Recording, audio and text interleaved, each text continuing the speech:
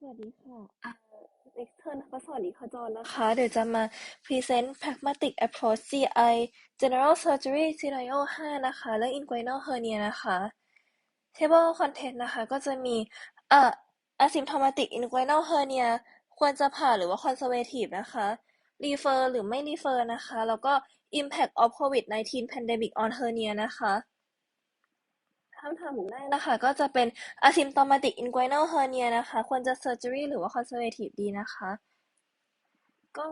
ถ้าจากข้อความในหนังสือชวา10 edition นะคะก็จะบอกไว้ว่า conservative management of asymptomatic inguinal hernia is acceptable นะคะ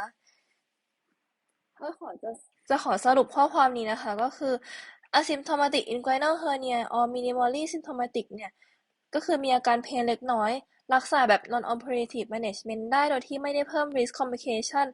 ซึ่ง complication ในที่นี้นะคะก็คือ incarceration หรือ strangulation นะคะโดยเราก็จะมีevidence ที่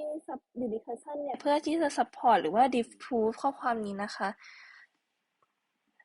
evidence ที่ support นะคะก็ได้แก่อันแรกนะคะ paper ชื่อว่า management of asymptomatic inguinal hernia ปี2022นะคะเป็น systematic review ก็จะบอกว่าในด้านของอาการเนี่ยเพราะว่าไม่มีความแตกต่างกันในเรื่องของ pain score แล้วก็ general health status ในกลุ่มผู้ป่วย conservative แล้วก็ผู้ป่วย surgery นะคะสรุปว่าในการรักษาทั้งสอง option เนี่ยในผู้ป่วย asymptomatic inguinal hernia เนี่ยเป็นวิธีที่ปลอดภัยทั้งคู่แต่ว่าผู้ป่วยส่วนมากเมื่อเวลาผ่านไปก็จะมีการ develop symptom เช่น pain นะคะซึ่งอาจจะต้องการ surgery ได้ในที่สุดนะคะต่อมานะคะก็จะเป็น paper support อันที่สองนะคะชื่อว่า watchful waiting vs repair of inguinal hernia in minimally symptomatic men เป็น paper ที่ออกมาปี2006นะคะเป็น randomized control trial นะคะอันนี้ก็จะสรุปว่า conservative treatment หรือว่า watchful waiting นะคะเป็น acceptable option สำหรับผู้ป่วยชาย inguinal hernia ที่มีอาการน้อยแล้วก็ดีเลย์การผ่าตัดหรือว่ารีแพร์จนกระทั่งผู้ป่วยมีอาการเพิ่มขึ้นก็ยังคงปลอดภัยอยู่เพราะว่าโอกาสในการเกิด incarceration ค่อนข้างน้อยนะคะต่อมานะคะก็จะเป็นevidence ที่มา disprove ข้อความนี้นะคะก็จะเป็น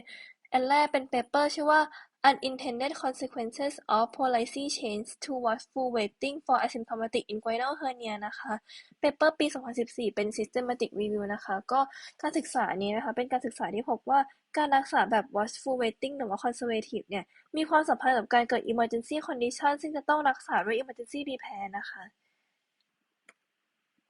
ต่อมานะคะก็เป็น paper ชื่อว่า Groin Hernia in Women หรือว่าReview of the Literature นะคะปี2019เป็น systematic review เหมือนกันนะคะเป็นเอ่อสรุปก็คือการ risk การเกิด groin hernia ในผู้หญิงเนี่ยถึงแม้ว่าจะน้อยกว่าผู้ชายแต่ว่า rate of acute complication ที่ต้องได้รับการรักษาผ่าตัดอย่างเร่งด่วนเนี่ยในผู้หญิงสูงกว่าผู้ชาย3-4เท่าดังนั้นในการทำ watchful waiting เนี่ยจึงไม่ค่อยแนะนำในผู้หญิงที่มี inguinal hernia แม้จะยังไม่มีอาการนะคะ คำถามต่อมานะคะก็จะเป็นคำถามว่า refer หรือว่าไม่ refer นะคะซึ่งคำตอบของหนูนะคะก็คือไม่จำเป็นต้อง refer นะคะเนื่องจากอย่างที่กล่าวไปแล้วนะ risk ในการเกิด emergency condition เช่น incarceration หรือว่า strangulation เนี่ยค่อนข้างน้อยแต่อย่างไรก็ตามในผู้ป่วยเนี่ยควรได้รับข้อมูลเกี่ยวกับตัวโรคอาการที่ต้องกลับมาโรงพยาบาลหรือว่าการรักษาด้วยการผ่าตัดเพื่อเป็นข้อมูลในการประกอบการตัดสินใจในการรักษาของผู้ป่วยต่อไปนะคะ ต่อมานะคะก็จะพูดถึง Impact of COVID-19 Pandemic ที่มีผลต่อ Hernia นะคะก็จะมีเปเปอร์นะคะเปเปอร์นี้ก็จะ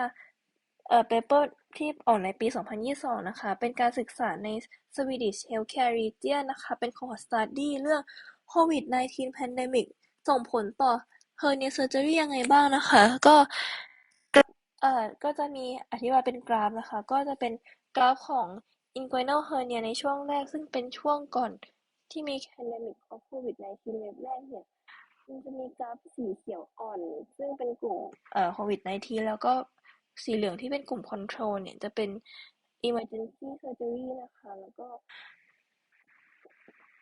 กลุ่ม elective นะคะเนี่ยจะเป็นสีฟ้าเป็นกลุ่ม COVID-19 ที่เป็นhernia นะคะแล้วก็ สีเขียวเข้มเนี่ยเป็น control group เป็น elective case ทั้งคู่นะคะแล้วก็เอ่อถ้าเปรียบเทียบเนี่ยค่ะช่วง pandemic ก็คือเดือนตุลานะคะกับหลัง pandemic เนี่ยก็จะเห็นว่าช่วง pandemic มีการทำ elective surgery น้อยลงอย่างเห็นได้ชัดนะคะแต่ในกลุ่ม emergency เนี่ยก็ยังมีการผ่าตัดพอเดิมแต่พอหลังตุลาเนี่ยก็จะเห็นว่ากลุ่ม elective เนี่ยทั้ง control แล้วก็ covid เนี่ยเพิ่มขึ้นอย่างเห็นได้ชัด ก็คือสรุปอันนี้นะคะก็เมื่อคำนวณทางสถิติเนี่ยพบว่าไม่ได้มี significant increase ของกลุ่ม emergency hernia ช่วงโควิด -19 และช่วงโควิดเนี่ยก็จะมี elective case เนี่ยหลายเคสถูกเลิกออกไปก่อนซึ่งการลด elective case ในช่วงโควิดเนี่ยก็ไม่ได้เพิ่ม risk ของ strangulation หรือว่า organ dissection นะคะซึ่งดูได้จากจำนวน emergency surgery ในช่วงโควิดแล้วก็หลังโควิดพอเดิมค่ะว่าขอบคุณค่ะ